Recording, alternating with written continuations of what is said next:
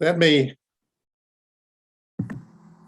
sound a little formal, but I've been told by technical staff to say that, and then they will begin streaming. So at the beginning of each meeting of the commission, I will be saying something similar to that.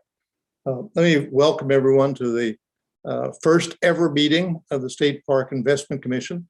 I am Paris Glendenning, and very honored to serve as the chair of the State Park Investment Commission. At this point, I'm going to give a few opening remarks, hoping to both set the tone and the general direction of the commission's work. We will then turn to our two co-chairs for similar remarks, and that will follow their comments really by recognizing each commission member and ask them if they would like to add some opening comments. We will then turn to our very knowledgeable professional staff from the Department of Legislative Services for a presentation on the background materials. And then we will wrap that up with a general conversation between the commission members and the staff. And then finally, have a discussion of the next steps, starting with the next meeting outline and an invitation for community participation. On that last point, let me emphasize, we want to be as inclusive as possible, as inclusive as time will permit. So please, for those watching, offer thoughts, request the opportunity to make a presentation, whatever is appropriate on this. We also want to be as transparent as possible, because I believe that transparency actually makes us stronger and more effective. Now, having said that general outline of kind of the rules of play for today, let me make just a few very brief comments. Now, when I say that, I know some of you may have a doubt about it, because I have a reputation in some areas of giving unreasonably long speeches. But I asked my colleagues and the public to understand, I was a college professor at the University of Maryland for 27 years. All of my classes were in 50-minute segments. And therefore, what has happened over the years is my thoughts basically come in 50-minute segments.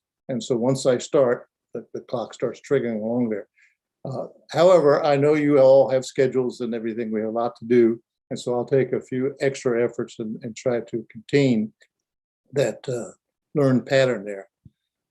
We also take just a moment or two seriously and set the tone and the direction for the commission's work. First, I would urge that we move away from what I found in so many commissions of just counting numbers. This is really not about how many personnel we have overall or for a particular function. It's not about expenditure levels, either capital or operating, or different ways of looking at revenue sources or expenditure needs. We really must move much more, and we've been doing this in some other areas where I've been active, like on state transportation design and things like this. We must move much more to a discussion of outcomes. By outcomes, I mean, what is really needed for our fellow Marylanders? What do our citizens want?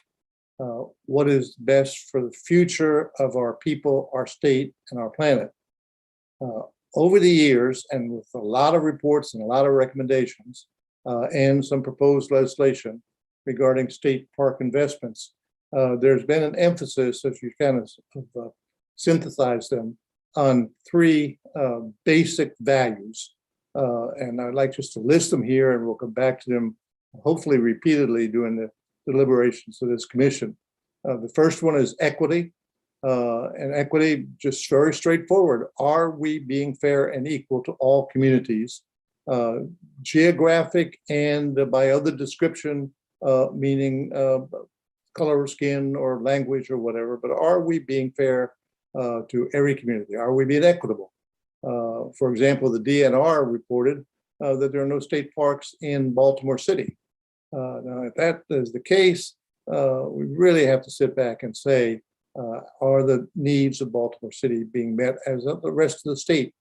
I would tell you very quickly, I just came an hour ago from a discussion with some Hispanic leaders, and one of their discussions were that in some parks, they find it's so crowded in their particular community that they're having real challenges. And I think we ought to try to get a handle on this as well. The second basic value that all the reports in recent years have focused on is climate change.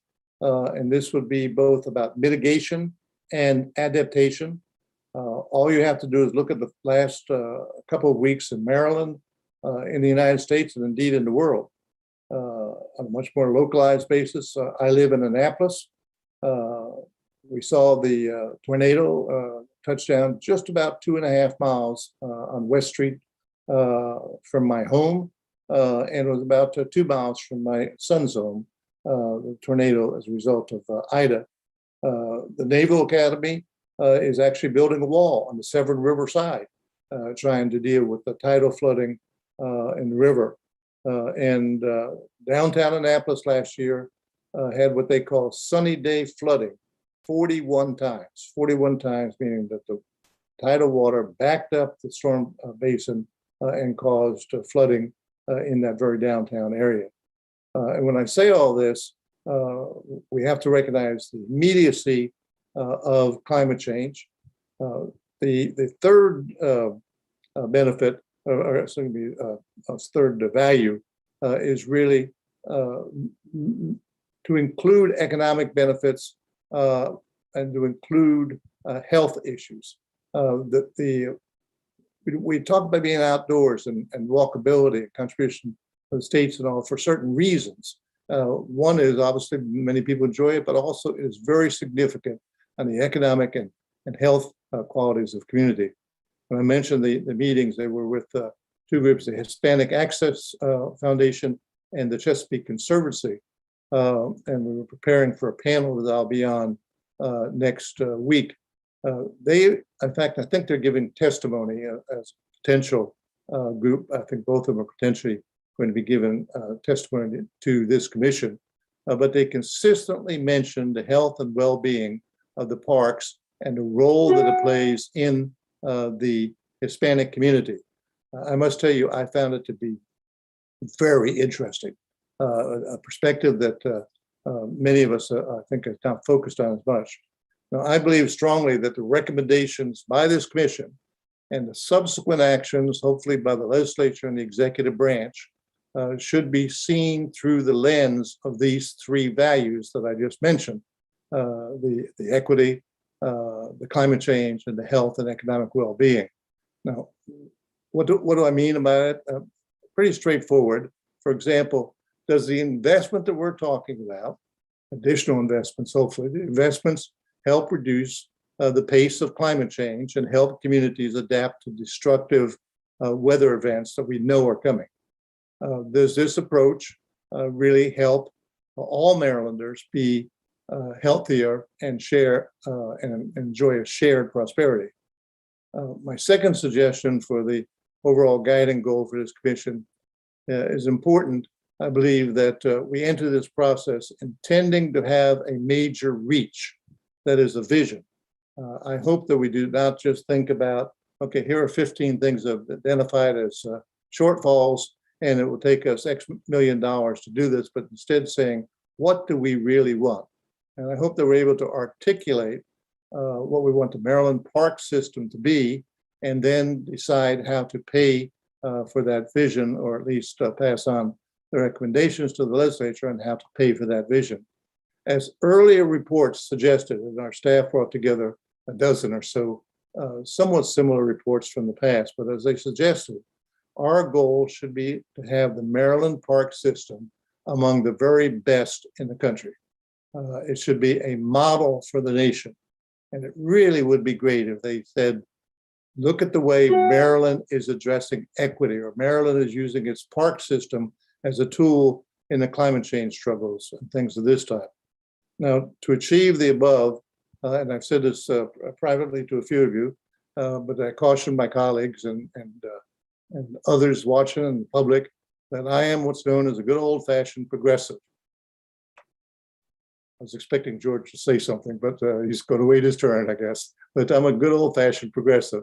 And throughout my 31 years in elected office, I've always thought that our goal should be to invest wisely and aggressively for our citizens.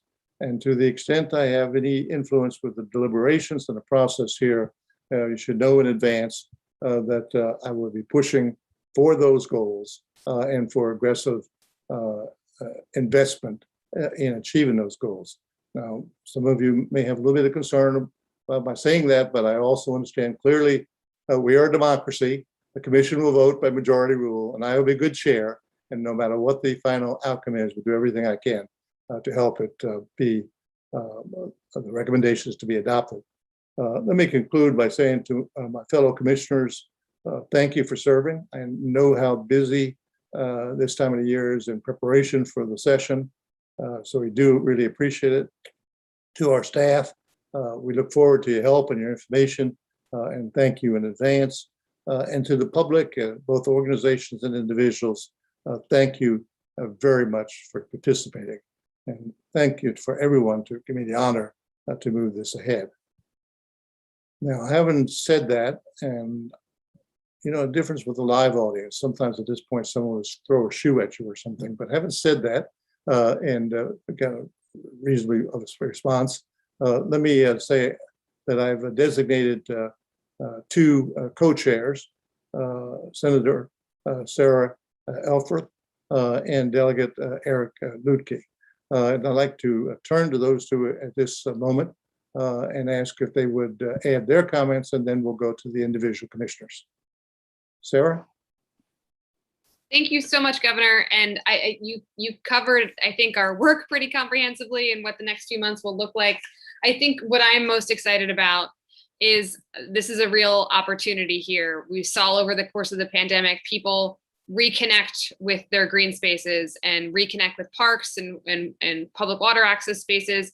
And we also saw that we don't have nearly enough. We know the great benefit to not just our environment, but certainly to our own mental health and physical health that parks can provide. And we're kind of bursting at the seams here in Maryland. So I'm most excited for this commission to get our hands around the great opportunity we have of providing enough supply to meet the demand that we've seen over this last year and a half.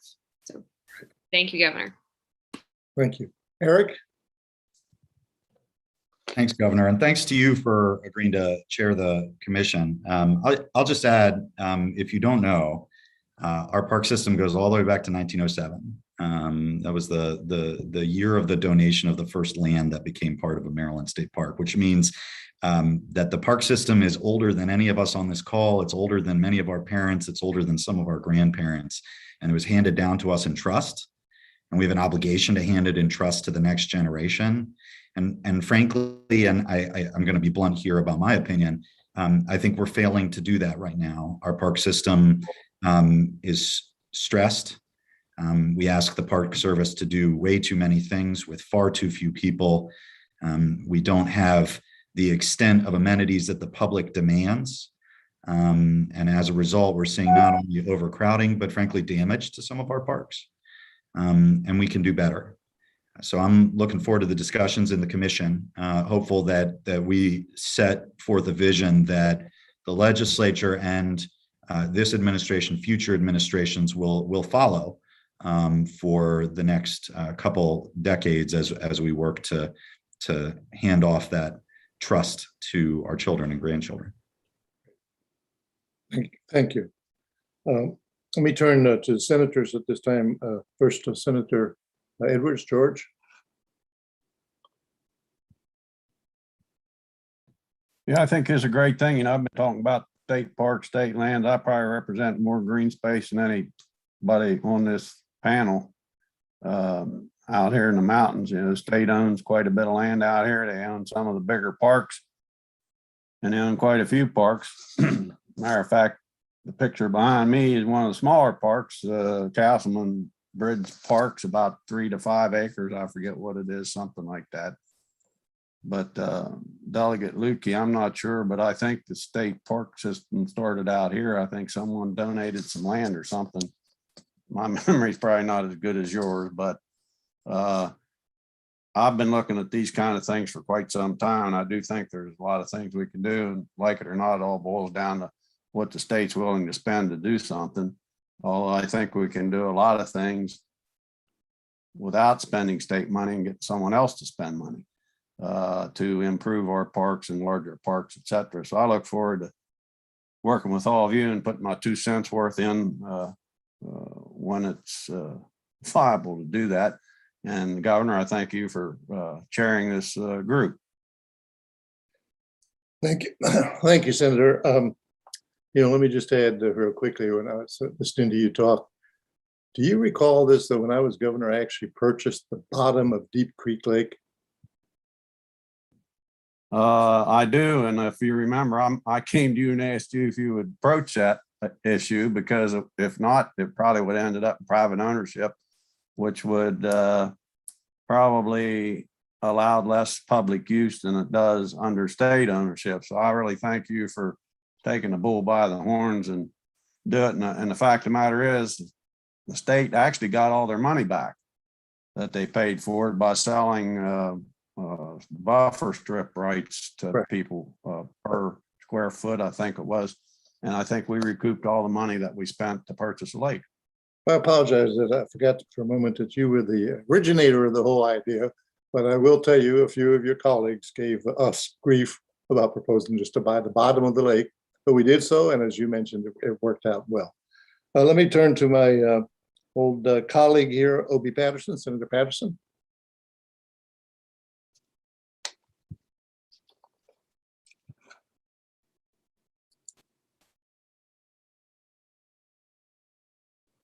I see his name up, but he is muted. Obie Patterson. He might not be with us, Governor. Or he's here, he can't find the unmute button. All right, if he pops back in at some point, we'll give him a second too.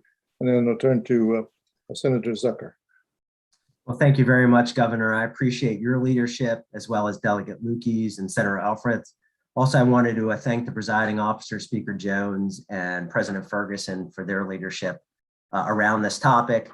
I think one of the things that we saw coming out of the pandemic was, and it's been highlighted today, about the overcrowding of the parks. And I know, Governor, when you were governor, you were very passionate about open space. And one of the things that we saw from this pandemic was there wasn't enough space that was open because the parks were overcrowded.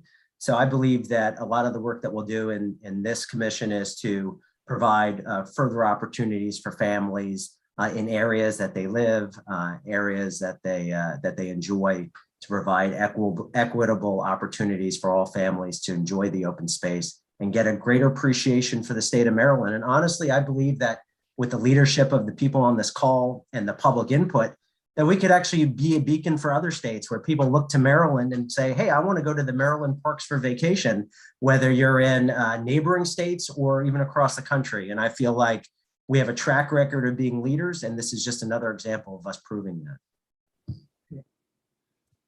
Thank you, Senator. Let's turn to our delegates at this point. Delegate Regina Boyce. Thank you so much. I won't say much because it's already been said. I'm thankful to be on this commission, but most importantly, want to really talk about the assets we do have, not only in the state, but I want to point out in the city, while we don't have state parks, we do have a plethora of parks that are certainly used and overused in the city. So I'm excited to talk about this and talking about this as it relates to the values and equity, but not necessarily equality, which aren't the same things. So I'm interested in making sure that those values are present where they need to be, how they need to be, because everyone, as we see through the pandemic, uses green space differently and wants access to green spaces differently than others, and everyone uses it differently. And I'm excited to think about that as we do this work about how people use green spaces and making sure that the how works for everyone. Thanks so much. Thank you, Delegate. And Delegate Mark Chang. Thank you very much, Governor. Good afternoon, everyone. It's a great honor to serve with you, Mr. Chairman, and the rest of the commissioners on this important commission, especially during these unprecedented times. As an example, yesterday night, members of the Maryland General Assembly attended an event hosted by the Friends of Patapsco State Park. And at that time, many of the Friends of the Patapsco State Park shared with us the significant impact that the park system has had since the pandemic and how important that the parks are to the lives of Marylanders. So there's a very vibrant community out there who really loves our parks and want to do what they can to help us in being able to preserve and also have a wonderful network of park systems throughout Maryland. Thank you very much. Thank you. I do not see Delegate Jefferson Grist's name up here. Is he with us? Had not joined us yet. Okay, great. Let me again thank everyone for participating. And one of the themes that came through for so many of the comments is exactly right. And that is that as a result of the pandemic, there was a change in behavior. And not only were our parks overutilized, it seems pretty clear that this is not just a pandemic type thing, that it's behavior that is likely to continue well into the future. We got to recognize that as well. One last quick observation. It's amazing to me, and myself included, most Marylanders, and I think most Americans, do not make a clear distinction between a federal, state, or local park. They just sort of know what they like and where they go to it and so on. I say that I was fortunate to work with a couple of groups, including the National Sierra Club, on helping get the Great American Outdoors Act passed earlier in the year. There's a significant amount of additional money going into the federal park system for both expansion and repair and all. And a good portion of that, I think, hopefully will be coming here as well. But I say this because that demand is going to be on the park, not because it says a Maryland State Park or anything of this type. So we have to recognize the growth of that demand as well. I haven't said all those things. Let me go ahead and I will pause at this time and turn everything over for the presentation of background material. Department of Legislative Services, Andrew Gray and Jeremy Baker will be coordinating this. Presentation will be someplace just under an hour, and then we'll move into a general discussion. If there are pressing questions on particular presentations, I think it would be appropriate to go ahead and recognize a comment or two briefly, and then come back to the broad general discussion after all the staff presentations are done. So with that, let me turn everything over. Andrew and Jeremy, you are in charge.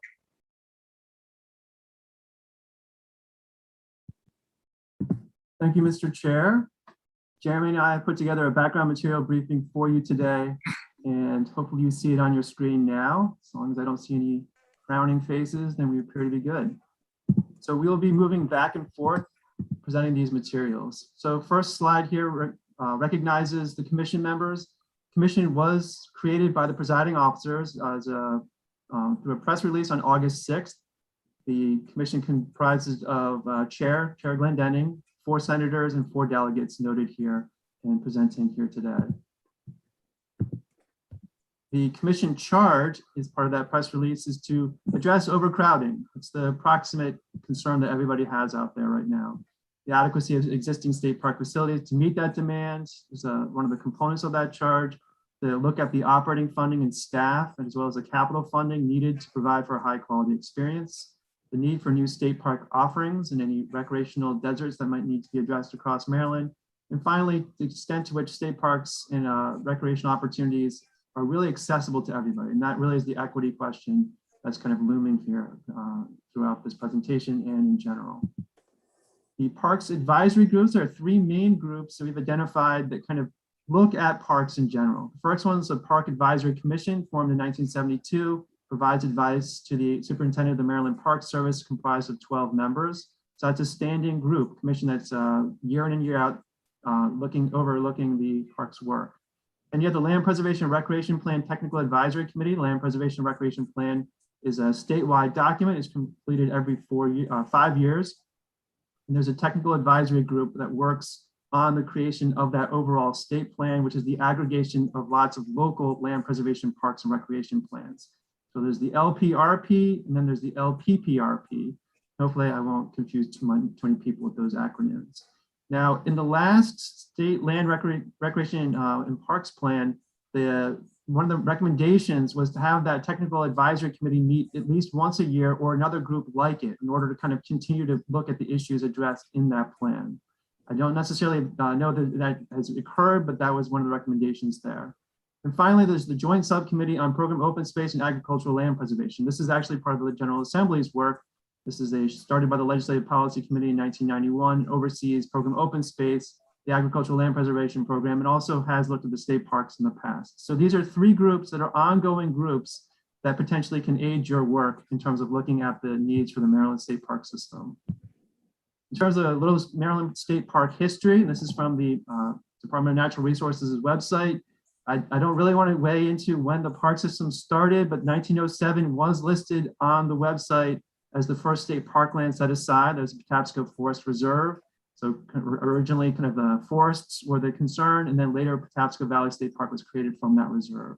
1933, excuse me, the New Deal funding and the creation of the Civilian Conservation Corps really kind of got things going with park development.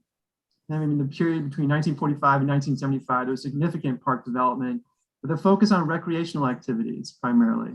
And the most popular state parks, including Chesapeake, Deep Creek Lake, and Point Lookout, were developed during that time period. Now, from the 1970s onward, we've seen a general trend towards reduced park funding and development, consequently. And then the amenities like picnic areas and playgrounds were less of a focus, and now is more of a focus on kind of trails and exercise and spiritual enlightenment.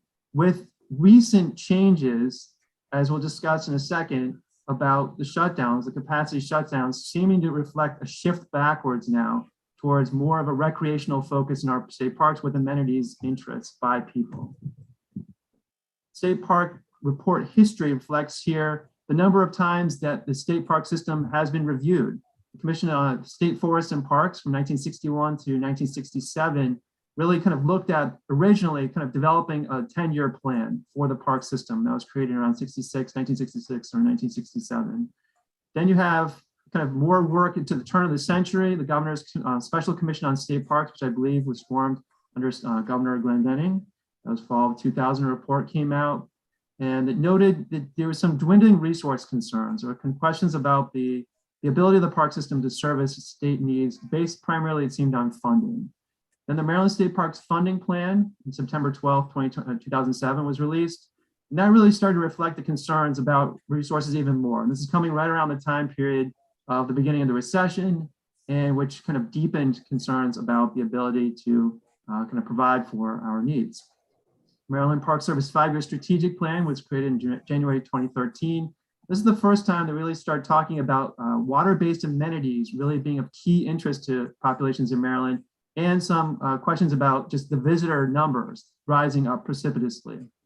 Then in November 2016, the Maryland Park Service 2016 Strategic Park Investment Plan really got more into the idea of the park shutdowns due to capacity closures. So that's really kind of time period in which really some concerns were really laid out there. November 2016.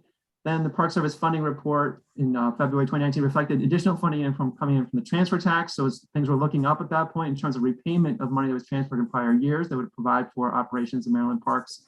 Then you got a critical maintenance program report, which reflected in December 2019, reflected a big backlog of projects, and this kind of leads to the concerns about capital development infrastructure in the state parks.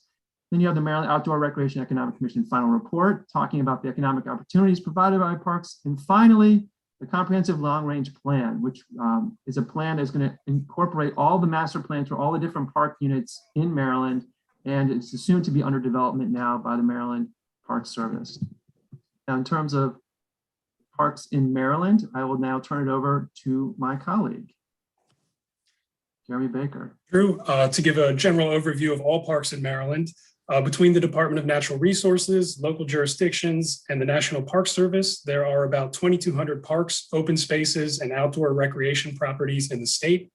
The majority of these are local parks, with roughly about 90% of those 2,200 being neighborhood parks and regional parks and outdoor facilities that are managed by the counties in Baltimore City.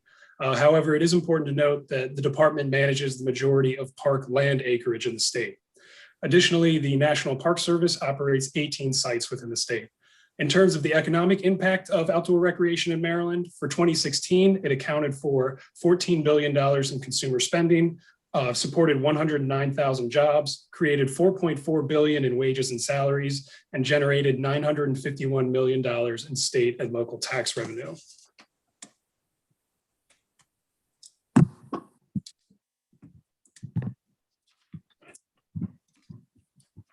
To give an overview of just state parks in Maryland in particular, DNR's Maryland Park Service maintains the state parks, including 53 general state parks, which encompass 97,446 acres. State parks are managed to provide natural resource conservation, cultural and historic preservation, watershed protection, education, and nature-based outdoor recreation, including picnicking, boating, camping, cabins, hunting, fishing, and swimming. There are 25 natural resource management areas in the state. These are areas that are state parks and feature an undeveloped landscape managed for the primary benefit of wildlife habitat, sustainable farming, and passive nature-based recreation, such as hunting, fishing, wildlife observation, and boat access. Historic site preservation and non-motorized trail use, including hiking and equestrian uses, as well as mountain biking, are common in these areas. There are 7 natural environment areas in the state encompassing 12,701 acres. Natural environment areas are generally state parks with significant or unique geological or ecological resources, including rare, threatened, and endangered flora and fauna. Recreation in these areas and development is secondary to preservation objectives with a primary focus on interpretation and environmental education. There are 3 rail trails in the state encompassing 897 acres. Rail trails are state parks that feature the conversion of a former railroad right-of-way to a recreational trail open to hiking, biking, and equestrian uses, and include adjacent lands preserved along the trail as a greenway corridor. Finally, there are 2 state battlefields encompassing about 2,519 acres in the state. These are state parks that feature the preservation of a historic battlefield, and development is limited to providing public access and interpretation while preserving the integrity of the battlefield grounds and historic features. In 2020, we did see a record number of people visiting state parks, 21.5 million visitors, and this was a 45% increase from the previous year, where we saw 14.9 million visitors. Up on the screen now is a map from the Maryland Park Service that shows the location of Maryland state parks. As you can see, they are spread throughout the state. Just a couple areas to highlight. There is a heavy concentration of state parks in Garrett County in Western Maryland, as well as on the border of Washington and Frederick counties. Some areas with a low concentration of state parks include Baltimore City, as well as the southern portion of the Eastern Shore.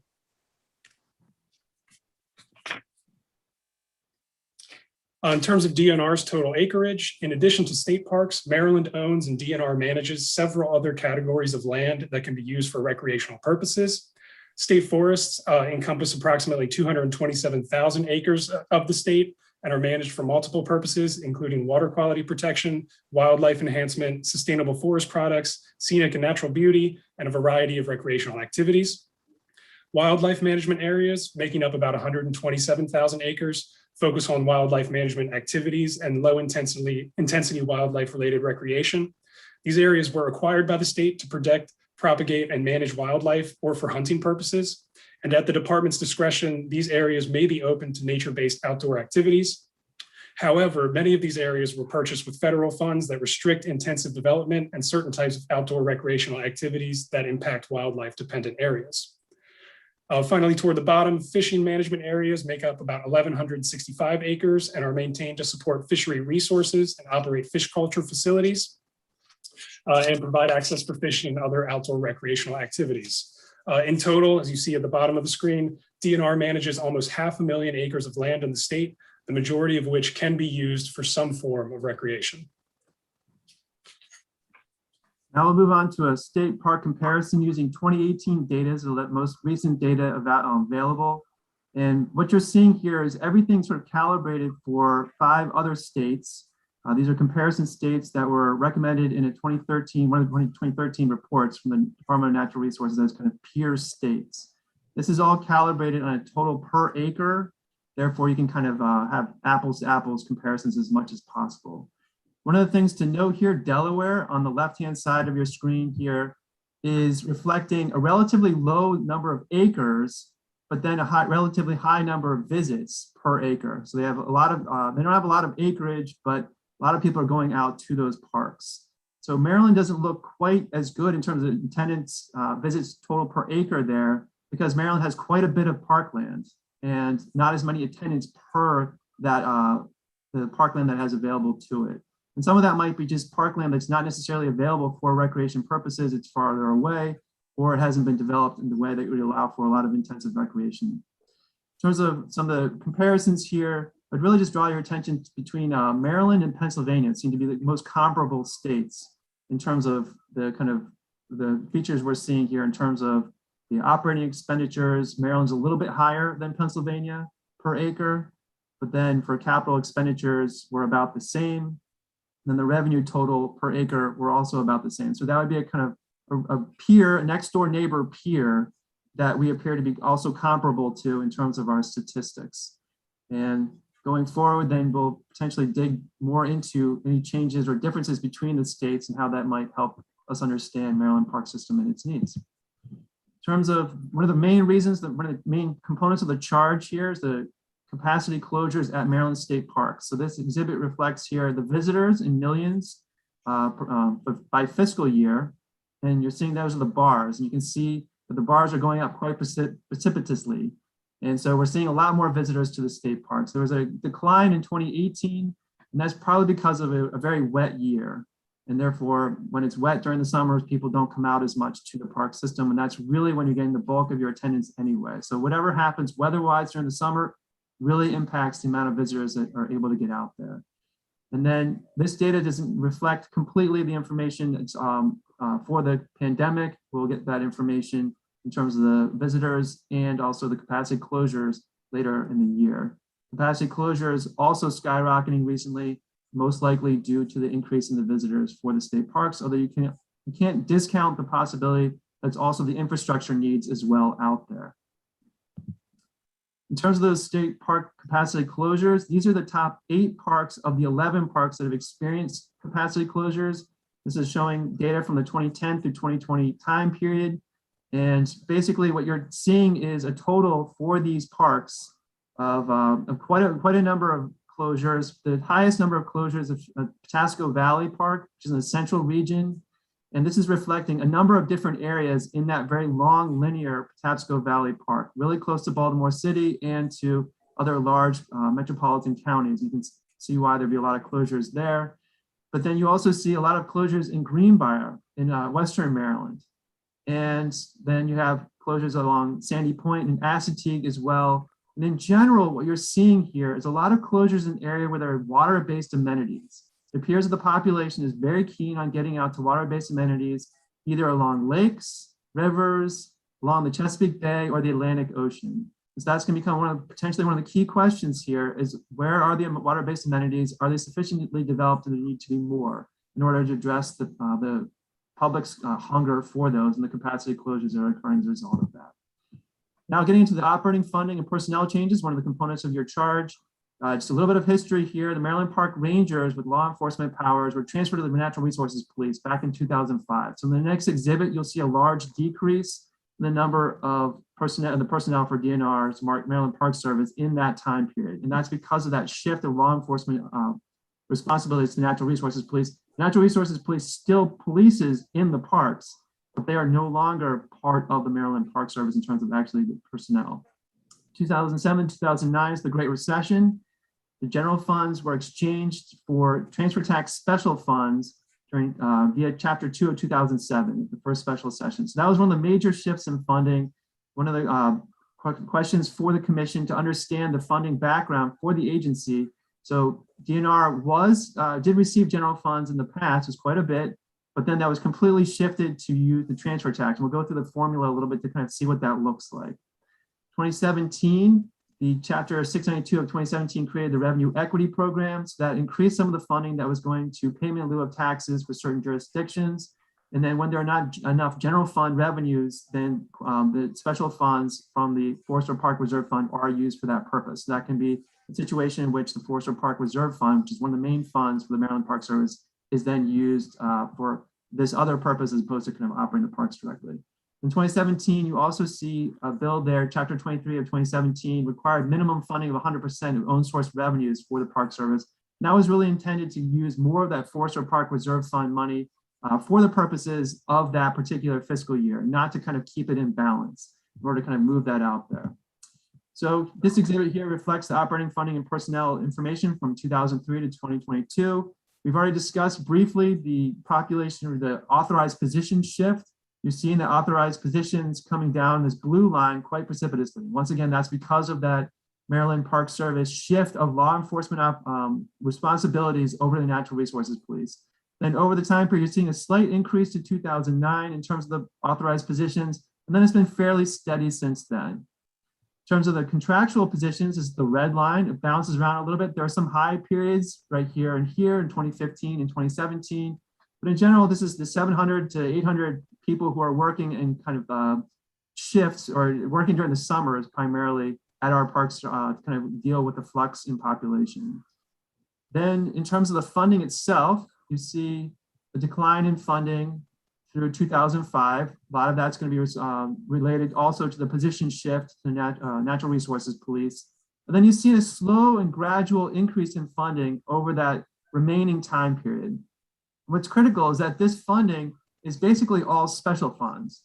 The blue line here reflects the general funds that were originally provided to the agency, but then after the reform to provide for more special funds for the agency, you're seeing less general fund revenues coming in, or almost none in recent years, and mostly transfer tax special funds and forest reserve funds. And that's the kind of stippled bar right here. So moving now to the transfer tax formula, this is one of the two main components of the special funds that go to the agency. First one being the Forest or Park Reserve Fund.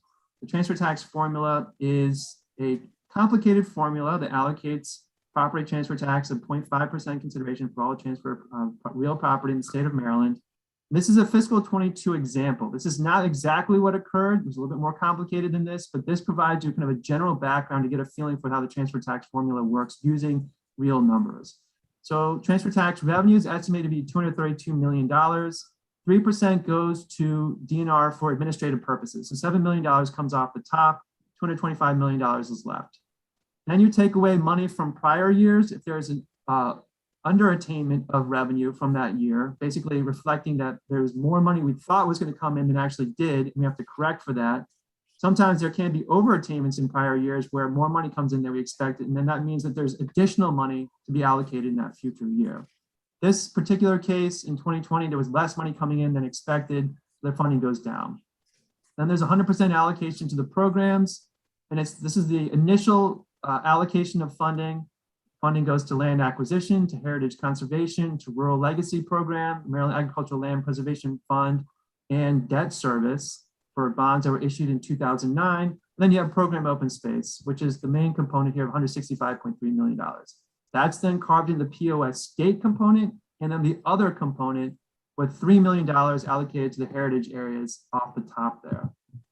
Moving down, this is just restating the 50% that goes to POS state and the 50% that goes to other. Start with this one, it's a little simpler. There's around $32.5 million that would go to the Forest or Park Service. This is the greater of $21 million or 20% of POS state or program open space state funding. That's the majority of the money that's available in special funds for the Park Services operations. Then you have the POS local allocation, that's the $48.7 million reflected here. And that money is then allocated out to the local jurisdictions with an additional $6 million coming from the state side for Baltimore City as well. Going back here to the 50% POS state, you have an additional $3 million for the heritage areas. So now the heritage area is up to $6 million. You have $3 million from above, plus this $3 million here. You have additional money for rural legacy program. This is the second component of funding that goes to them. There's the debt service on the bonds, the program open space bonds that were issued in 2009. Capital development funding, which has been modified by funding that's now being used by the Maryland Environmental Service for the purposes in state parks. And then you have a little bit more for Park Service, $1.2 million for capital development and for actually for operating the park, excuse me. Then the Baltimore City Direct Grant noted there $6 million. And finally, there's the POS state allocation and the remaining funds. So there you've seen it all. Hopefully you never have to see this again. The capital funding changes, 2002 to 2018, the transfer tax diversions during that very volatile period for the state totaled approximately $1.4 billion, of which approximately $700 million has been replaced. And there's a plan for replacing an additional $242.2 million that's been evolving since fiscal 2018 with fiscal conditions of the state changing. 2017 and afterwards, the Natural Resources Development Fund did provide for around $18 million or so for the Fair Hill Natural Resources Management Area. There's an equestrian course there. There's going to be I believe it's a 5-star event. And that funding did come out of the Natural Resources Development Fund. The Natural Resources Development Fund funds all of the new infrastructure in parks. The critical maintenance program funds the existing structures that need to be fixed in some way. And then finally, in 2020, transfer tax special funds were used to defray the need for general obligation bonds. This is basically a situation where we're using bond funding. We're not using bond funding. And instead, we're using transfer tax special funds to help out in state parks. But that means that there's less money available for the purposes of actually operating the state parks because we're using it for capital purposes instead.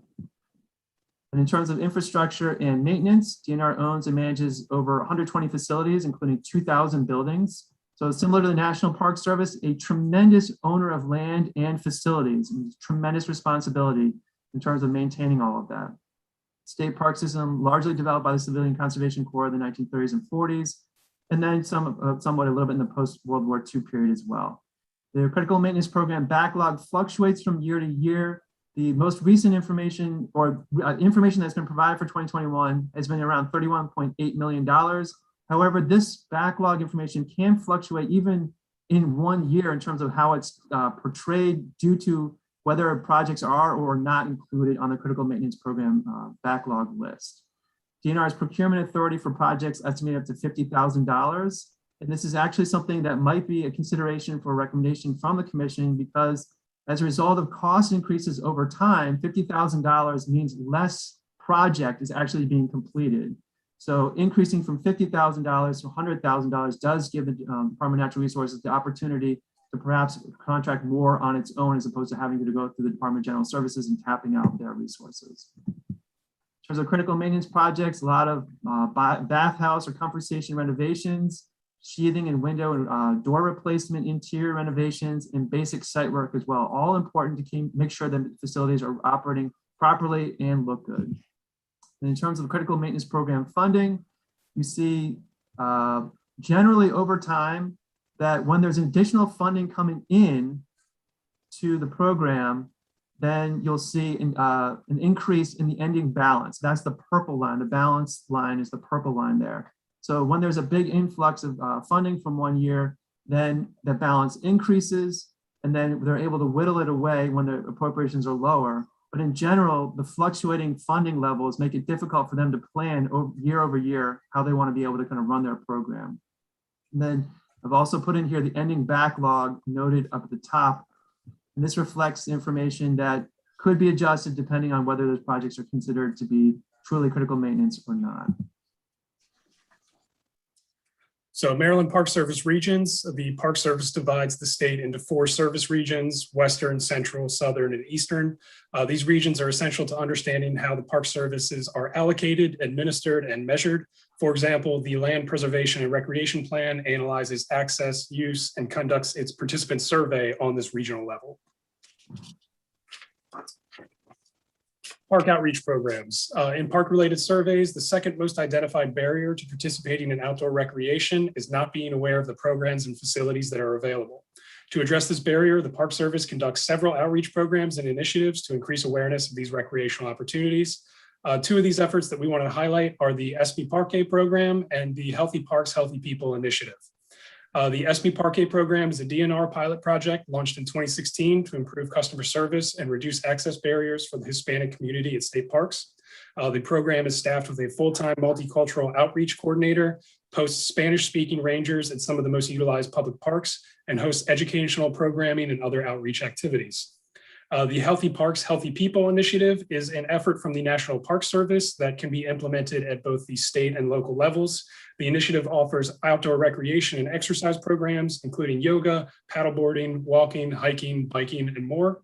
And overall, park ranger-led conservation programs reach over 220,000 visitors on an annual basis.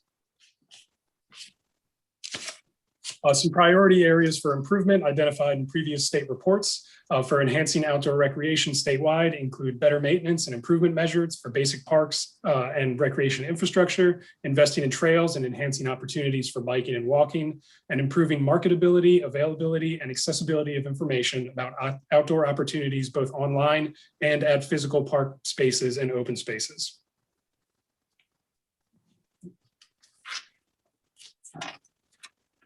Outdoor recreation participation. Of respondents to the 2018 Land Preservation and Recreation Plan Survey, 87% of respondents said that they visit a DNR outdoor recreation area on an annual basis.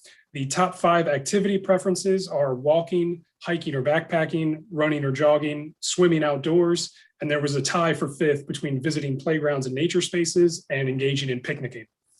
The chart that you see on your screen displays outdoor recreation participation rates by activity type and region.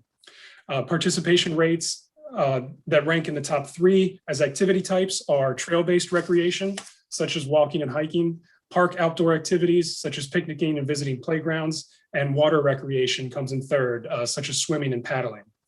Further, ranking these as the top 3 types of activities is consistent not only across regions, but also across age groups and race.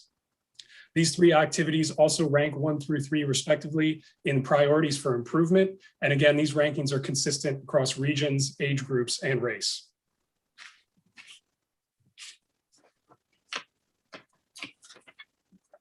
Barriers to park access. Of respondents to that 2018 Land Preservation and Recreation Plan Survey, 39% of respondents cited a lack of time as a reason for not participating in outdoor recreation. This is down slightly from the previous survey, which measured 46% in 2013. And 4% of respondents cited a lack of ADA accessible features, which was a figure that was not measured in 2013.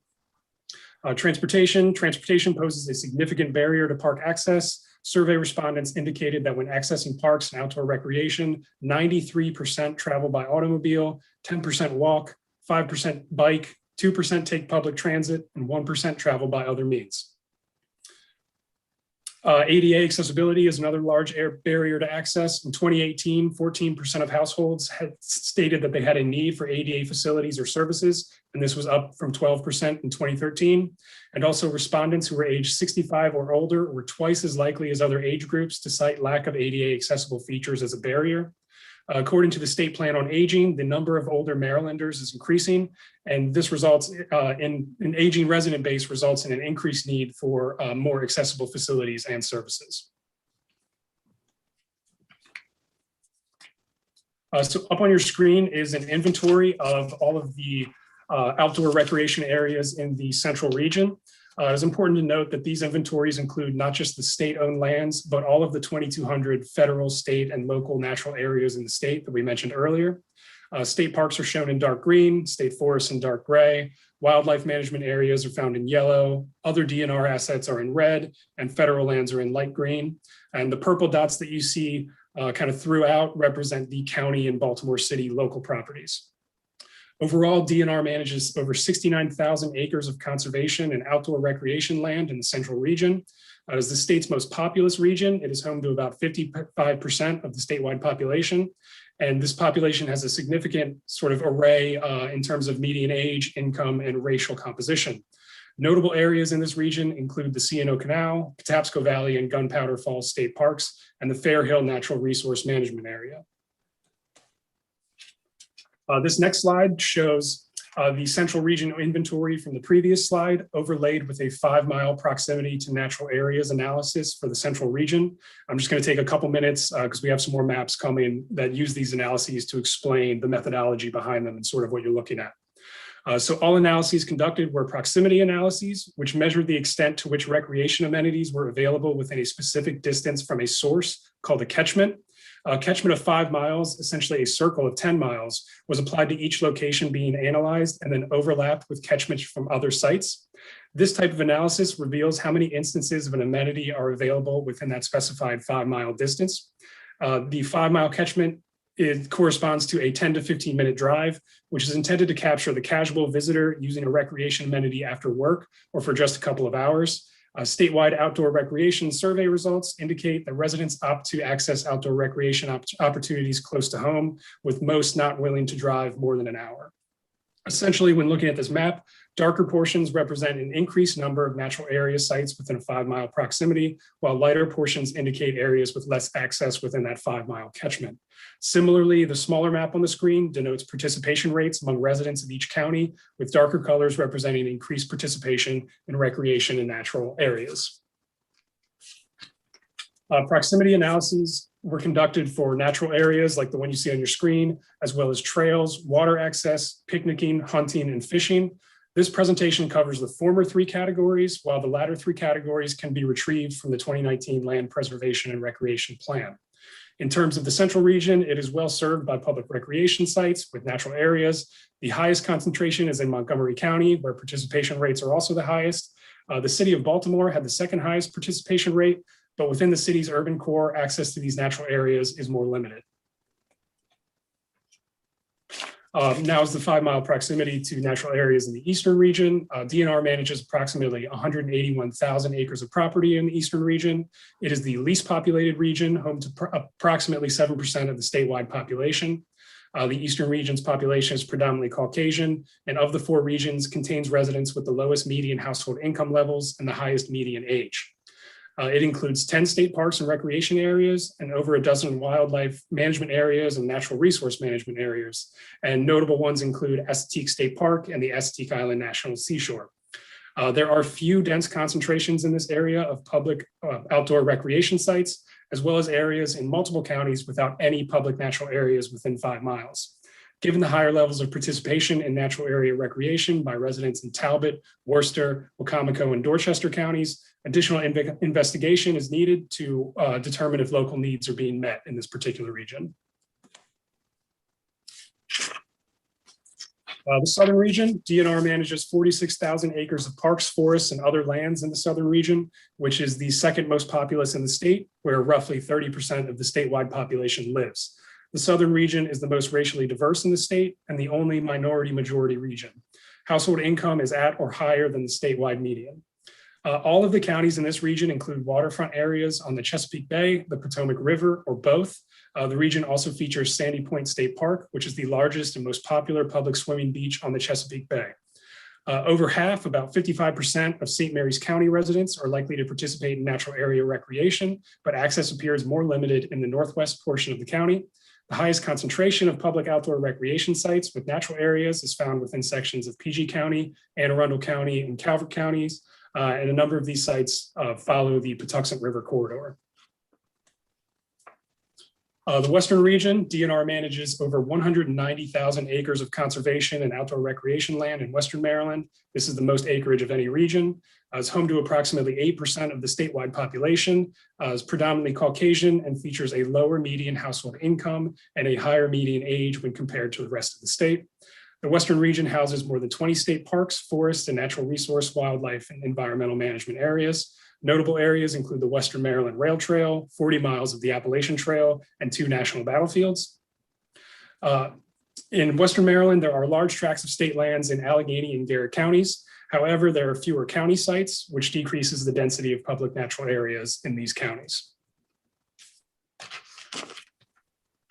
As noted previously, trail-based activities are the most widely participated in form of outdoor recreation. In total, DNR manages 1,447 miles of land trails in the state. These are used for walking, hiking, cycling, mountain biking, equestrian uses, and off-highway vehicles. Some notable trails include the Appalachian Trail, the Great Allegheny Passage, and the C&O Canal. In addition to these land trails, Maryland has over 782 miles of state-designated water trails. On your screen now is a 5-mile proximity analysis of the southern region. The highest concentration of sites with trails is located in the northern part of the region in Prince George's and Anne Arundel counties. However, participation in each county was over 70%, with St. Mary's County having the highest participation rate at 92%. Water access, as stated before, according to participation rates, water-based recreation is among the top 3 outdoor recreation activities. According to a 2016 report, public demand for picnic facilities associated with access to water and for swimming and wading is driving the park closures. And Sandy Point, Point Lookout, and Gunpowder Falls are the state's only developed beachfront parks that are on the Chesapeake Bay. Maryland has approximately 488 public water access sites. 250 of those are boat ramps, 238 are soft access sites, wharves, or transient docking facilities, which are used more for kayaking and sort of single-use, single-person watercraft. Most of these public water access sites are owned and managed by local jurisdictions. As part of the Chesapeake Bay Agreement, there's something called the Chesapeake Bay Public Access Plan, which was an agreement by the Bay States in 2013 to develop a strategy for achieving a goal of 300 new public access sites by 2025. It's important to note that this goal is for the entire Bay watershed and all of the Bay States. However, Maryland currently does have more public water access sites than any other jurisdiction in the Chesapeake Bay watershed. The department maintains a database of sites offering general public water access, the Maryland Online Water Access Guide, and its companion app, the Maryland Public Water Access app. On your screen now is a map that shows water access sites and water trails within the state. The red dots indicate the public water access sites, while the blue lines, which may be a little bit harder to see, there are some running along the Potomac River, as well as in Frederick County, sort of running down the Monocacy to the Potomac River. Those blue lines are the state's designated water trails.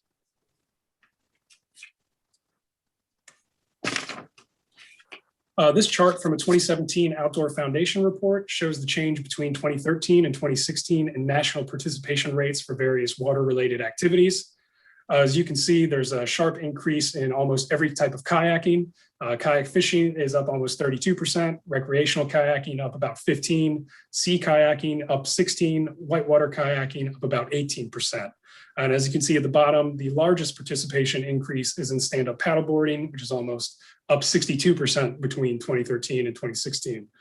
Basically, the point of this chart is showing that the growing popularity of water recreation using personal watercraft shows the need for more soft access sites and the opportunity for expanding water access in areas not suited for motorized boats.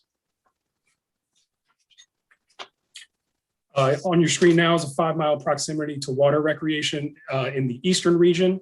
The Eastern region has the highest levels of participation in water recreation activities, with the greatest concentration of water recreation access sites in areas that border the bay.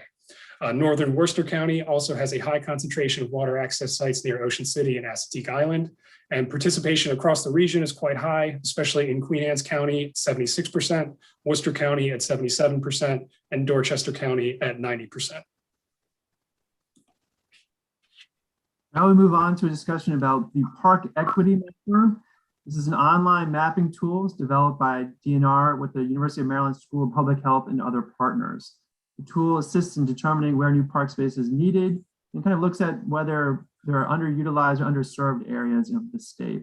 Components of the tool include population density, concentration of low-income households, and then the other factors noted here. The two main components appear to be walkability and the number or the concentration of population that can with a poverty, in a situation of poverty. So basically looking at socioeconomic and then also walkability factors to try to determine an overall score for park equity across the state.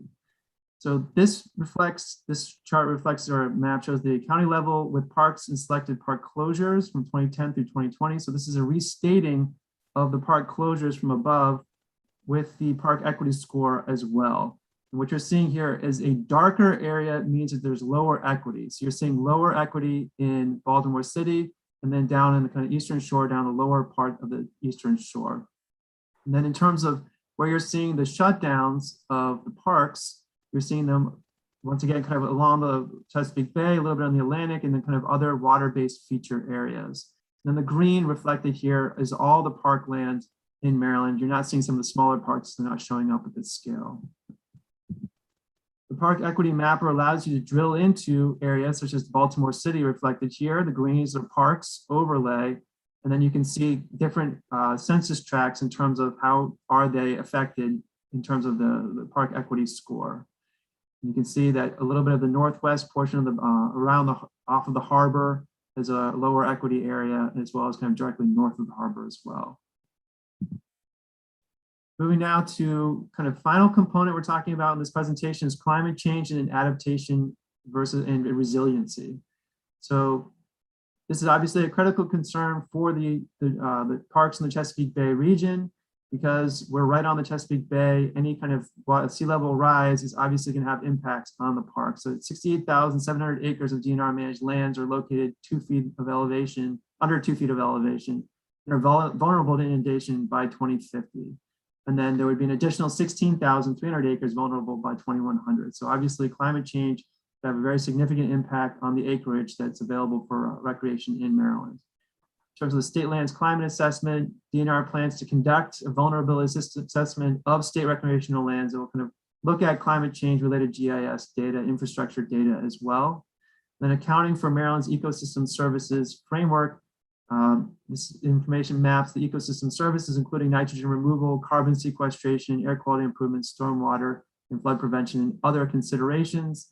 And that gives you a kind of a better feeling for the land in general and how it's used and the multiple benefits or co-benefits of that land, and therefore kind of informs the commission's work looking at the Maryland park system too.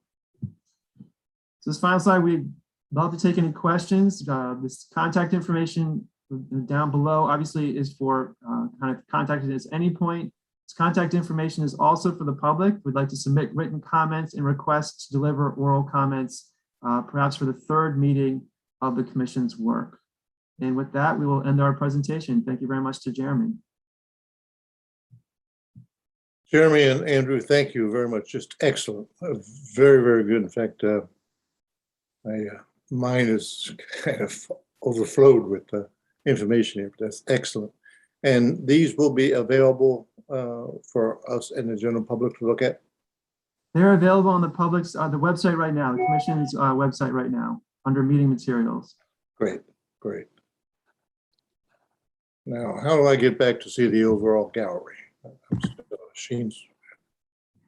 There we go. Good, great. First of all, excellent. I know there are a bunch of questions, and I have several myself, but I saw through the chat that Senator Obie Patterson has been able to reconnect with us. And Obie, it's good to see you, number one. And number two, we did give a moment or two when we started to see whether you had a thought or two or a comment that you wish to make. Okay, thank you, Mr. Chair, and good afternoon to my colleagues and others on this call. I guess I could in part just ditto what has already been said, but I just want to say that I am delighted to be a part of this commission. And as you know, I guess it's pro governor, Mr. Chair, we dearly cherish our parks here in Prince George's County. And I have a daughter that lives out in Gainesville in the Warrenton area. So occasionally she comes over, you know, and we take a ride, and she gets real uptight about the fact that the maintenance of our parks and areas are so much superior than the state which she resides in. But I tell her, well, you just got two options. You could move back to Maryland by way of Prince George's County, and that would take care of it.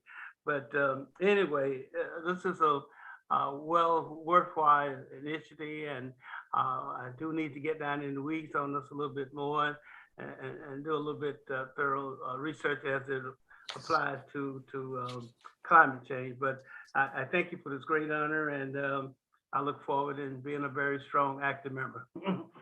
Great, thank you very much. Thank you.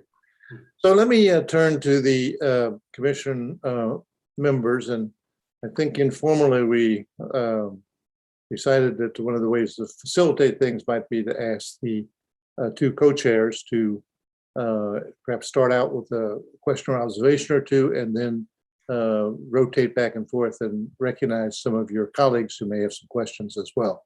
Is that consistent with what everyone heard at the beginning of the meeting? So with that, why don't Sarah follow the normal precedent and start with the Senate. Well, Although I must tell you, over the years, they said that's a normal precedent, but the real work is done in the House of Delegates. Wow. But, who am I to say, just a humble governor? well, this is, we have all, both houses and the executive branch represented on this commission. So I think it's a great signal that we're all getting along and to find a solution to these challenges. No, I just want to thank the staff. That was incredibly comprehensive. I'm still digesting it and very happy that we also have the materials on the website, and I just downloaded that.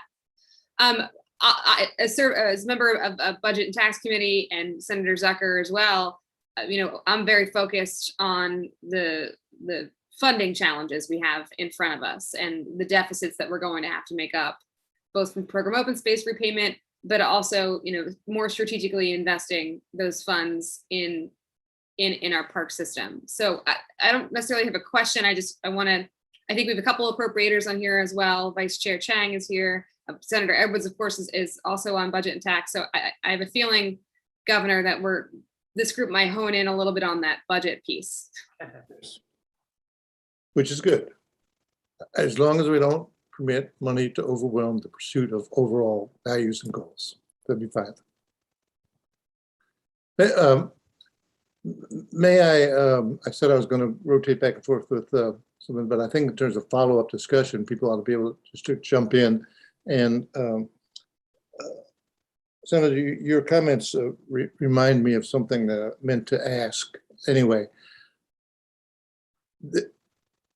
There's a distinct possibility that through the, and I'm not dreaming or wishing or anything, but a distinct possibility in the next several budget years, we will have a real bump in available funding, a good portion of which may well be likely to be one-time funding, which obviously suggests different types of things in terms of acquisition and facility maintenance and things like this. Let me ask either Andrew or Jeremy on this. Has someone pulled together the potential of what would be there from the existing stimulus money and some version of the infrastructure bill which will pass, and at least in the draft of the infrastructure, and then also, as I understand it, we're getting a bump this year in the program open space tax revenues because of the increased price of real estate sales. It might be interesting, and some of you may already know this, if you almost had like a magical moment where all of a sudden everything came true and we could take a big jump, even though we knew we had to slide back to more moderate after that. Is that figure or figures available? Chair Glendon, that's something we would need to research and get back to you on. But thank you very much for the question. That's an excellent point about the tremendous amount of federal funding that is provided at this point. And the question is, what does that look like in terms of Maryland Park Service? We didn't need to get back to you about that. Okay. I know in the infrastructure bill number 2, there's funding in there specifically designated for state park systems, and it's proposal stage only at this moment. And so it's not even finalized in the bill, but there is a specific category in there for that. I'm sorry, Senator, I didn't mean to get off in a different direction here. So you brought up a great point, and I do want to add, in addition to the infrastructure bill, the other possible funding mechanisms that will be coming through the Great American Outdoors Act that was passed just last year. I think we do want to look at the injection of federal funds there, and I'm not sure of our plans to spend that money, but it's something we need to get on top of. And Senator Zucker reminds us in the chat that the budget committees are meeting next Wednesday to discuss the federal funding and allocations. Thank you, Senator, for that reminder. Great. So, Eric, do you have a question or thought or two after being deluged with this material? Before that, Chairman, Delegate Greist has joined us, and I wondered if he had any comments.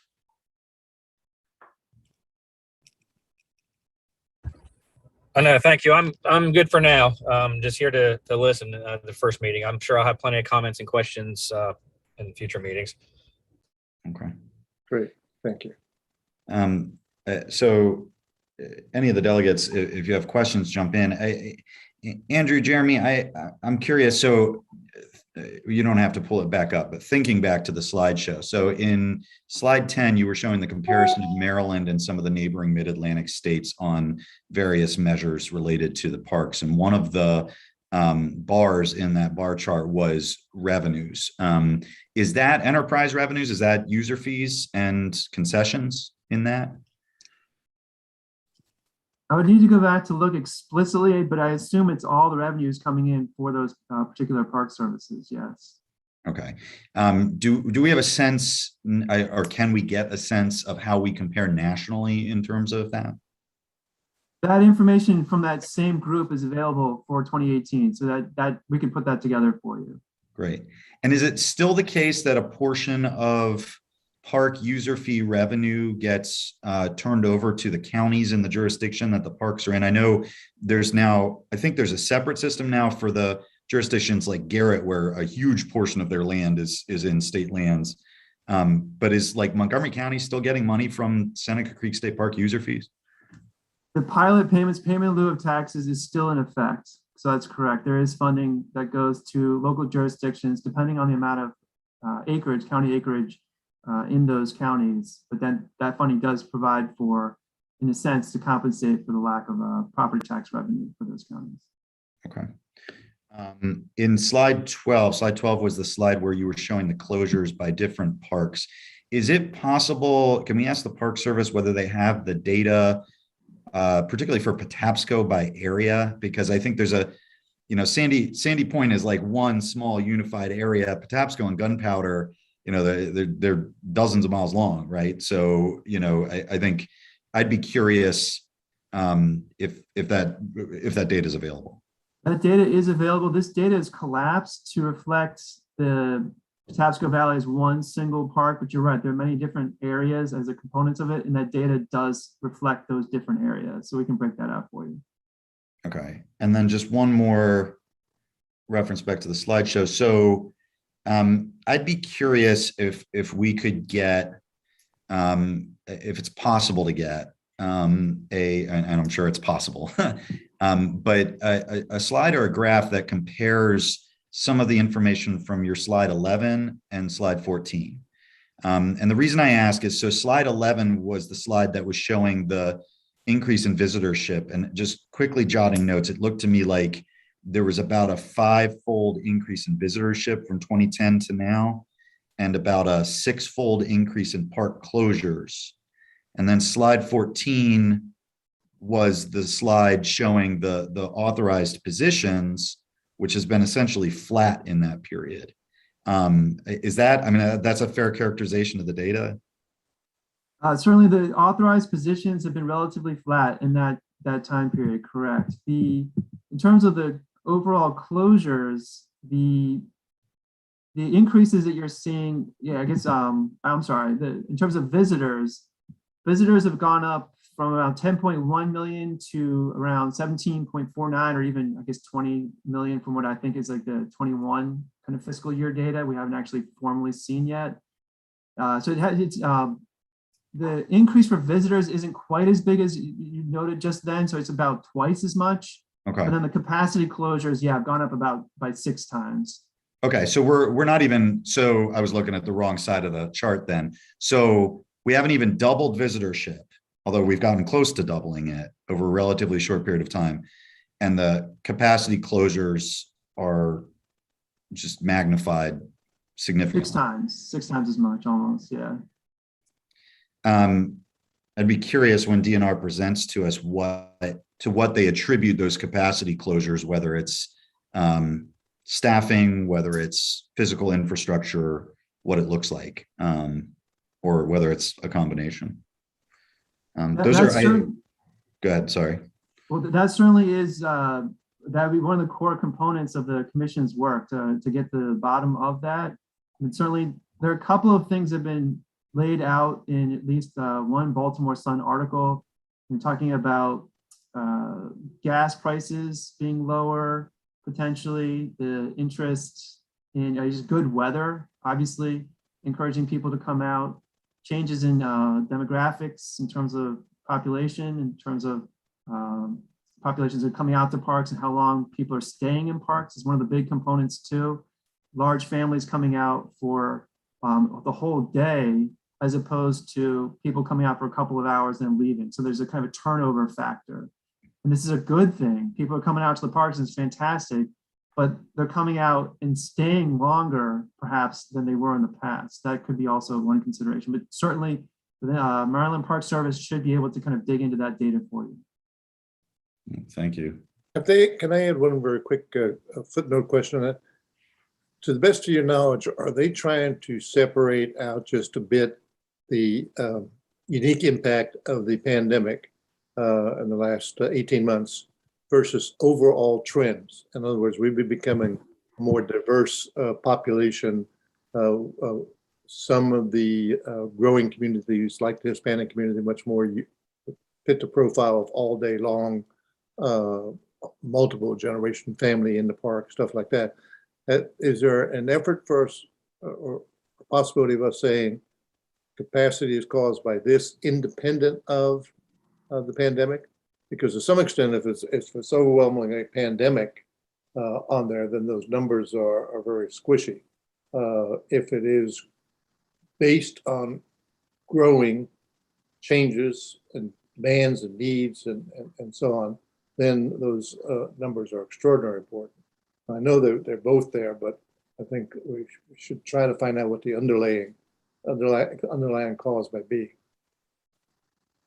There's certainly the increase in park capacity closures over the calendar 2010 through 2020 time period, regardless of the pandemic, but the pandemic has made a finer point of it. Obviously, it's kind of blown everything out of the water, and this is being experienced in the National Park Service and elsewhere as well. So it's certainly, there's an underlying trend. The pandemic has exacerbated it.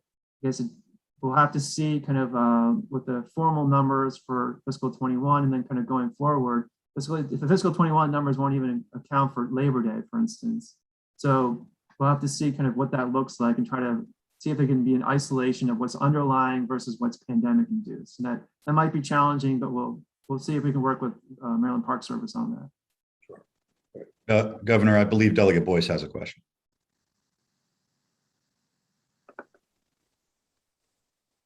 Thanks so much. I was gonna kind of go off the lines of the chair's question, but really talking about the change in work structures and how most people aren't going back to an office and how that affects. I know it's going to be something harder to measure, but one of the reasons of the pandemic is we were all home. And even more so now, most people will be staying home and wondering about those trends as it relates to continued use and higher use. So, you know, some folks are now going back. Is there going to be a change of habit in that this is an experience and therefore I want to enhance those experiences or continue habitually those experiences? And then how does access then lead to the enhance and the consistency in the experience of going to parks as it relates to work? So I just wanted to throw that out there as a thought, not really measurable, but again, the reason for the pandemic is because we were all home, and continued use may be a change in behavior, but also a change in how folks are working and being home and getting out of the house.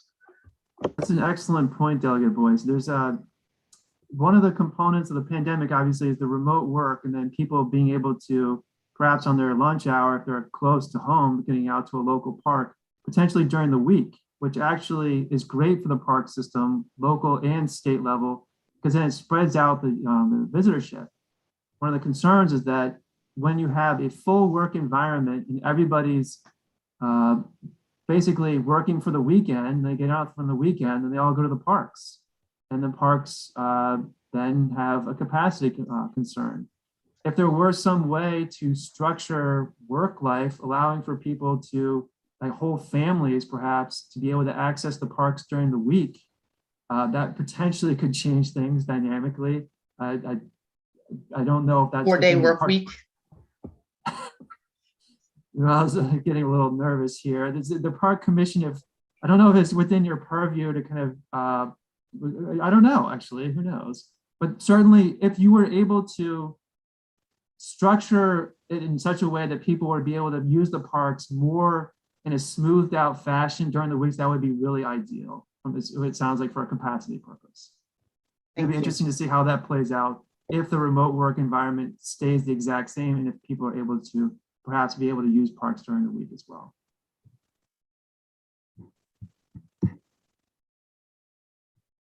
Other questions or comments? Governor, oh, sorry, Senator Patterson. No, I'm sorry. I just had sitting here thinking about a question for DNR. I have a state-owned park in my district, Franklin Point State Park, in the very southern part of my district, so South County, that has a gate and a lock and shares a ranger with Sandy Point State Park, which is north of my district. And I wonder to what extent we have other type situations in other state parks that we have, they're theoretically open to the public, but don't have staffing capacity. And similarly, that took, the state acquired that park in the 1980s, and it took a couple of decades and a lot of citizen input to even open it up to the extent that it is opened. And I wonder how many other state-owned lands that we do have, that DNR has, that are just not open because of lack of staffing. And lack of capital investment. I think it's significant. I mean, just from my own personal experience, Senator Zucker and I have Patuxent River State Park in our district, which was purchased, I believe, in the 60s, starting in the 60s, and was completely underdeveloped, and essentially served simply as an extension of people's backyards in the area. And it's only recently that there have started to be trail networks put in. More Maryland Outdoor Recreation Enthusiasts, which is a mountain biking group, has been paying for the installation of some mountain biking trails. But I've been to other parks that are similar, right? So there's a park on the western edge of Charles County that's Potomac waterfront that people use as if it's a beach, but there's no beach amenity. It's just people are using it that way because they can't get into Point Lookout when Point Lookout's closed. So Andrew and Jeremy, I'm not sure if that's measurable or DNR. We can certainly ask it at the department next week, but I think it's something we need to pursue. It's a very good question. You have a certain number of parks out there. What is the access available to each of those parks? I mean, getting some good population numbers in terms of visitors to the parks, and then trying to get a feel for whether, if it's a gated park, then the people can't go in at all, or if it's a self-serve park in a sense, we can kind of drop in a fee and then go in. That would be an excellent question for the Park Service to answer.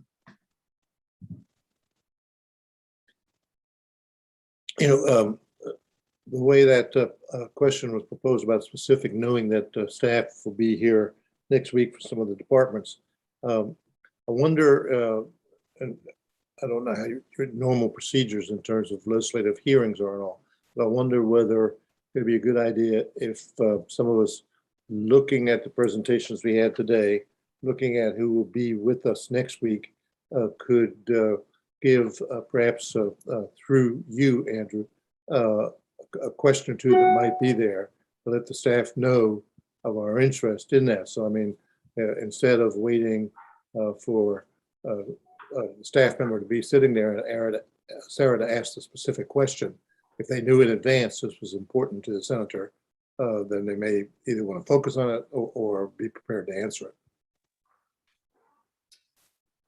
Governor, Senator Zucker has his hand up. Thank you very much. And I think you all hit all the points that I would bring up. The only thing I'd say is if you could just, we could ask DNR when they're here, but if we can just give them a heads up that if they can give us the critical maintenance for especially the parks that were closed, it would be helpful. And that's the type of question that I was thinking about. I mean, we don't want to have people sitting here just responding to a whole list of questions, but if they know that was an issue in there, and I know we probably have a couple of other questions, but just as a quick example, I was wondering and looking at the program open space funding, that roughly half of it had been repaid, And you made the observation that there's supposed to be another 242 million to be repaid. Is that firm, or is that one of these things that tend to go up and down? And also, what are they talking about for the remaining portion of that? Because that would still leave about 500 million, I think, unrepaid. Is that correct? So Unrepaid? Yeah. Not repaid. Let me also add, by the way, as a moment of contrition on this, if my recollection is correct, in the Great Recession that followed 9/11, and I was still in office, I believe that I did okay a temporary raid on program open space. And so I'm not being critical of anyone on here, but I do know, at least in good faith at the time, it was made with, as soon as this recession is over, we're going to repay it. And I don't know what happened, whether it's even tracked that way. But bottom line is, on this wish list of all of a sudden having enough money to really make an eye-popping impact, is it realistic to assume that there'll be accelerated program open space in there? Well, so the $242.2 million, a portion of that has been repaid already, and the remainder is still planned to be repaid. The legislature has the opportunity each year to revisit that repayment, and in its wisdom has made some modifications in terms of how that money is being repaid. So they're still within the context of kind of the general state park system and then kind of POS's work, but there have been some modifications in terms of the money is being allocated to the Maryland Agricultural and Resource-Based Industry Development Corporation for its good work, the Next Generation Farmland Acquisition Program, and some of its operating programs, and so in other purposes as well. So the money is still it's still planned to be repaid, but it's being modified somewhat in terms of the exact allocation of that funding. And then in terms of the remainder of the money that was transferred that has not been replaced and that is not planned to be replaced, that currently is not on the table. The idea was back in 2016 that this is we're kind of resetting the legislature, the General Assembly, we kind of reset where it wanted to be in terms of that repayment. And going forward, it's made this plan with the $242.2 million, but has not made any plans for the other funding. Governor, can I just note for everyone, just a reminder, since we're on Zoom and we've all gotten used to using comments, the public can't see the comments if you post in the chat. So if you want to make sure something's part of the public record and that the stakeholders who are watching can hear it, make sure you chime in. I should correct myself to say the public can't see what's in the chat unless they PIA the information. It is public information, so also be careful what you say in the chat. I see Delegate Boyce has her hand up. Being obedient to the rules. So I mentioned in the chat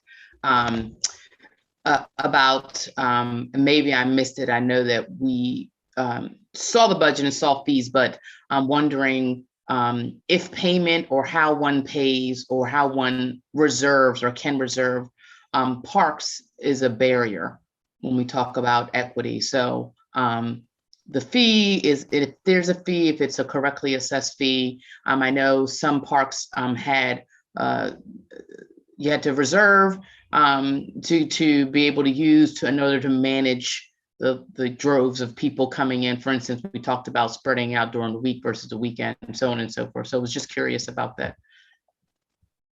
The park system is working on a reservation system, kind of expanding it to try to address some of the concerns about capacity.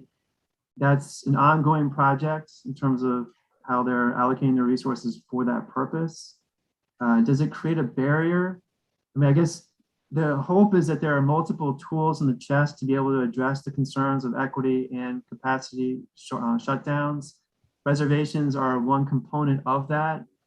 If, for instance, the state park is, there's not the funding or the ability to expand the recreational opportunities there or the access to a state park, then hopefully there might be access to other local parks with similar amenities as well. Yeah. But that is one of the kind of tools in the chest to address all the concerns. Does it create an access barrier and equity? That's a very good question. That'd be something Yeah, good to and ask I'm them. thinking people who are banked or unbanked, I have the ability to pay to get in, but I don't use a check card. I don't use, so thinking, if you do a reservation, then it's potentially a probably pay online sort of thing. So I'm just trying to think of when we talk about access, is there an option to reserve and pay when you get there? Or for instance, reserve and pay online, or again, there are literacy issues. When we talk about equity and access, it's not just about whether I can get in, it's all the hoops I got to jump to get there. Can I read? Is it in Spanish? Is it in French?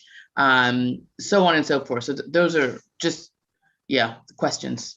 And even something as simple as is this reservation system going to be mobile optimized, since low income folks tend to use mobile phones, Mobile devices, laptops.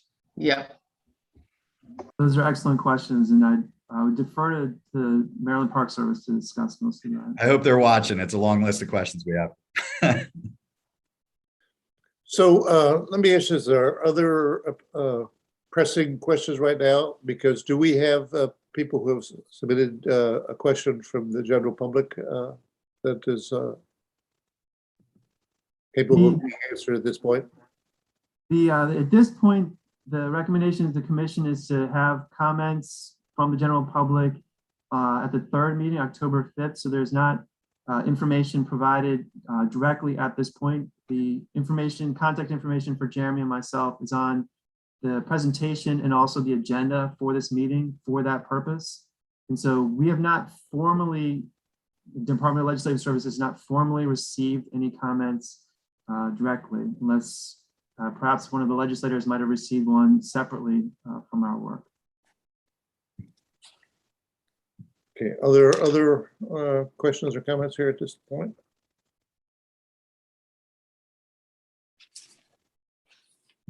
Hearing none, then let me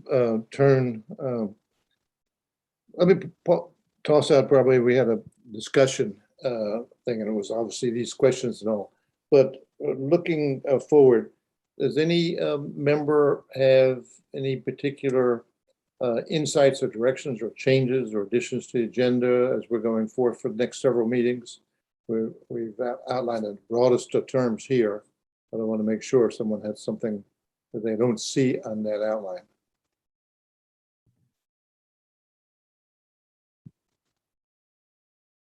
So Chair Glendenning, would it be okay to jump in with the tentative plans moving forward? Yes, please. So for the second meeting, the commission is looking into having presenters come from 3 blocks or 3 panels. They're Maryland Park Service, the Land Preservation Recreation Plan, kind of development staffers who are working on that process, and then also from a third panel of federal and local government officials. And so that would provide for an opportunity to get more expert testimony from those 3 different groups. And we're soliciting interest now from them, hopefully, and solidifying that agenda coming up in this week coming up. And then for the third. That's just a week from now? Sorry, this coming up week, but then actually it would be, the meeting would be on the 21st, September 21st. Okay. So moving forward, having meetings every 2 weeks on Tuesdays from 2 to 4 p.m. is the plan. This meeting would be kind of unusual in terms of being the only meeting on a Friday. Right. And then for that third meeting at this point, for October 5th, the tentative plan is to have additional speakers and panel, speaking about equity concerns, and then also talking from kind of the environment and allied stakeholders perspective as well. And then finally having on that third meeting, October 5th, having the public comment and either in written comments or submitted, if people feel comfortable doing that, or potentially also having oral comments if the commission kind of blesses those. Andrew, so that third meeting would also include the Rangers Association? That would be the opportunity for the Rangers Association would be the panel, one of the panels, correct? Okay. And is that also the time that the Hispanic outreach group would be on there as well? Yes, that would be the equity panel. that would discuss the perspective from that perspective, and then also addressing Commission on Environmental Justice and Sustainable Communities has been invited as well. And we'll see where that stands. And then also Dr. Jacoby Wilson has also been requested to present. He's expressed interest in presenting as well. So quite a few people coming from the equity, and then also a couple people from the environment and kind of allied kind of stakeholders group, and then also from the public as well. For your information, the Hispanic Access Foundation just completed a fairly detailed 3 or maybe 4 state survey focusing with an overload on Hispanic citizens. And that is the one that I will be on a virtual panel on Wednesday. But so I looked through some of that data in preparation. There was some very timely topical stuff there. And you may even want to coordinate with them and see whether they would give the link after it was done in case any commission member wanted to glance at that as well. There are certain parts of the state with larger concentration of Spanish-speaking people, and they saw clear overload at certain parks, but not necessarily the system overall. Are there any other questions or comments at this time? And if not, should we proceed? I guess one of the questions about are there other groups either that we should be reaching out, because we've been thinking about this a bit more now, to have either written or public comments and the dates that were just mentioned? And also, are there other things that we would like the staff specifically to be addressing either directly or through the departmental presenters that might have been triggered in your mind as a result of some of the discussions here today? I personally thought it was a very good list of things, and rather than triggering new thoughts, it tended to press down because there was so much. But at the same time, a couple of questions did occur to me, and I'm going to think them through and try to get them to you all and make sure that we're looking at that as well. All right, any other discussions? Andrew, are we actually finishing a little bit ahead of time? I guess it's, I mean, maybe we can talk about their weekend plans if you're interested. I just had, Mr. Chairman, can I just add one more group if we can? You're talking about outreach, right? So I think we ought to look at those that represent individuals that are aging, and also groups that represent those with developmental disabilities. When we talk about access, I think one of the first things that you may have said, Mr. Chairman, I know is in one of the slides in terms of this accessibilities. And I think one of the slides talked about parks and those that were aging. So I think we should make sure that that comments from those segments of the population are captured. Right. Verbally or whether verbally. Right. I have 2 pups sitting right over there, and normally at some point they would have barked. They've been unusually good today. So the kids are coming home. Mr. Chairman, can I chime in, Mr. Chairman? I think the chairman's frozen, so Senator, go right ahead, I think. I apologize. My battery went dead and I had a little bit of time here to get connected up. So I'm sure I missed a good bit here, but I had a couple comments and questions. Delegate, I want to tell you I was wrong. You were right. Tapso State Park was the first one, not out in Garrett County, but I think Garrett County was the first one to donate some land to the state forests. So I just wanted to correct that. Andrew, you mentioned somewhere in your commentary about feds giving land to the state. I know they did out here a lot. It was tax related, where people couldn't pay the taxes and the federal government got the land, and then they turned some up to Maryland. I don't know if any of that's park land or if it's all forest land. Is there any way you could have DNR check out and see how much throughout the state fits in that category? Senator, so I Whether understand it's you. forest parks or whether it's forest and or parks land. So there is a substantial amount of land in Maryland, certainly that's Maryland Park Service land and forest land as well. Are you asking about federal government allocation or kind of, No, the federal government back in probably the 30s, because people couldn't pay taxes or the Great Depression, took over a lot of property. And some of that in later years, they turned over to the state of Maryland to manage and put in their state forests or state parks. Is there any way you can find out how much that was, where it is, whether it's forest, parks, or how it might be split up? That's a question. Another question is, sticks in my mind a couple of years ago, the committee, legislature, because they kept saying they didn't have any money for maintenance in the parks. We stuck in my mind, we allocated 1 year, 30-some million dollars out of a pot of money to go specifically for maintenance in parks. And I was under the opinion that carried over since then, but based on what you presented there, I didn't see any numbers like that. But I know we did 1 year, and I think it came out of open space, stateside open space money. So can you check that out? Have them check that out and let us know at the next meeting. And just a clarification, well, two more things. DNR keeps telling me, I looked at these charts about the use of parks. They keep telling me the Rocky Gap's the second busiest one in the state, and I didn't see Rocky Gap listed on any of them as being high usage, of highest Western Maryland usage of Greenbrier. So I'd like to know what they're talking about here and that. I mean, there's a difference between a lot of these parks are close to big populated areas, so they're more or less day use. Some of them, particularly out this way, or have cabins, et cetera, and camping where people stay for a period of time.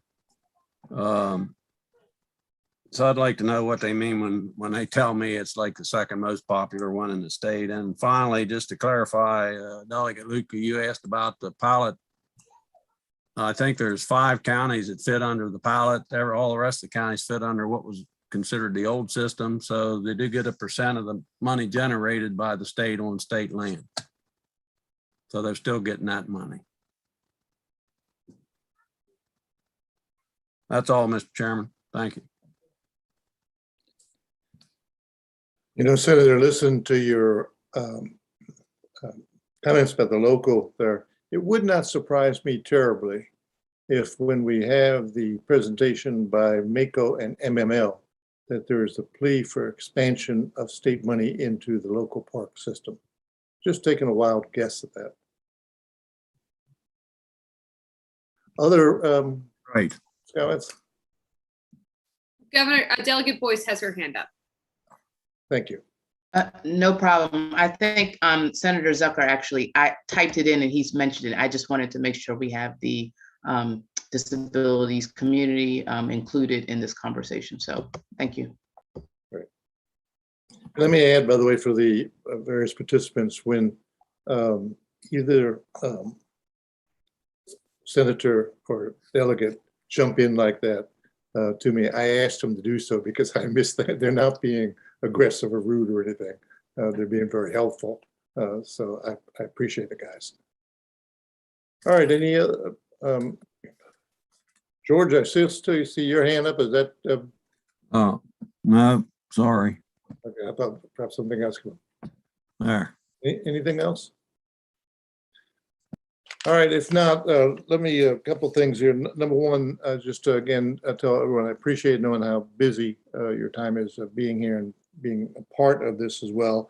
And most importantly, I do think we can make a difference, a significant difference. So thank you for doing it. Secondly, I want to thank staff in general. I know we had 2 faces here with the presentation, but I'm looking at the list here and thinking about the number of people behind that. So Andrew and Jeremy were the faces on the screen, but a lot of people did really good work out there as well, getting that together. So I appreciate that. Lastly, let me suggest that written and oral comment is welcomed. And really would urge that we will go through it. A lot of it will come right, get to us eventually as well. And so I would urge the public to participate as well as the group presentations and organizations on that as well. Any other closing thoughts before I ask for a motion to adjourn on this? So this is the secret then to having a concise legislative body scheduled on a Friday afternoon. All right, something has come out of this, right? Anyway, thank you all. And let me ask for a motion to adjourn. So moved. Second. Okay. Moved and seconded. All those in favor? Aye. Thank you. This meeting is concluded. I hope everyone has both here on the commission and hardworking staff and the public has a really good weekend. Thank you, Governor.